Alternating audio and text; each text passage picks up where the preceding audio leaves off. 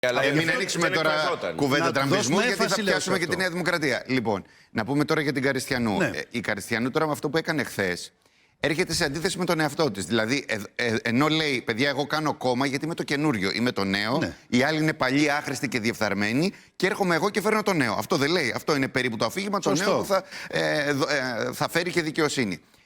Το νέο ξαφνικά γίνεται ένα ναι μεν αλλά σε όλα τα θέματα. Δηλαδή, ρωτήθηκε για πάρα πολλά θέματα από τους συναδέλφους σε αυτή τη συνέντευξη. Σχεδόν όλες οι απαντήσεις ήταν ναι μεν αλλά.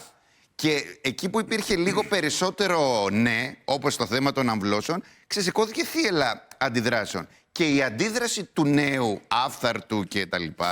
Ήταν ότι για όλα αυτά είναι τα καταραμένα μίντια. Που τώρα, για να είμαστε ειλικρινείς, γιατί μας ακούει και κόσμος, προφανώς τα μίντια και στην Ελλάδα και αλλού δεν είναι αθώα. Προφανώς και υπάρχουν μίντια που διαστρεβλώνουν και γκεμπελίσκοι και προπαγάνδα και όλα αυτά τα πράγματα υπάρχουν. Προφανώς. Αλλά αυτό δεν είχε καμία σχέση με την περίπτωση της κυρίας Καριστιανού. Δεν διαστρέβλωσε κανείς όσα είπε η κυρία Καριστιανού. Μόνη της τα είπε. Ρωτήθηκε και απάντησε. Πάντως το ερώτημα τώρα.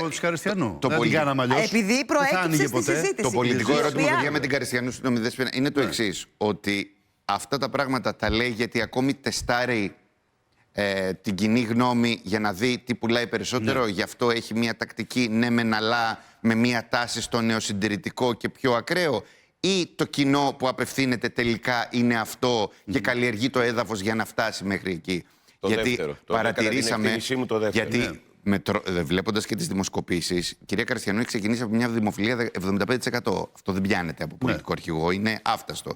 Στην τελευταία δημοσκόπηση της GPO αυτό έχει πέσει. Το ισοζύγιο θετικά αρνητικά, τα αρνητικά έχουν πάρει προβάδισμα. Άρα, όσο η Καριστιανού συγκεκριμενοποιεί τις απόψεις της, τόσο θα μειώνεται η δημοφιλία, τόσο θα περιορίζεται το κοινό της, αλλά τόσο θα το κάνει και πιο συμπαγές. Για να δούμε πού θα καταλήξει όλο αυτό, για να δούμε πώς τοποθετείται μέσα στο χάρτη του πολιτικού συστήματος. Τώρα, αν η ίδια επιμείνει όπως φαίνεται, γιατί υπάρχουν πια πολύ σοβαρές ενδείξεις, ότι θέλει να εκφράσει ένα χώρο νεοσυντηρητικό της αντισυστημικής δεξιάς, που θα περικλεί από ανθρώπους που τους αρέσουν οι θεωρίες συνωμοσίας, μέχρι λίγο εκκλησία, λίγο... Κάτι είπε και για την ψηφιοποίηση, για τον προσωπικό αριθμό, συμμετείχε κάτι σε εκδήλωση, είχε χαιρετήσει μια εκδήλωση το Δεκέμβριο ενός συλλόγου που αντιτίθεται στις ταυτότητες και στο ψηφιακό ολοκληρωτισμό.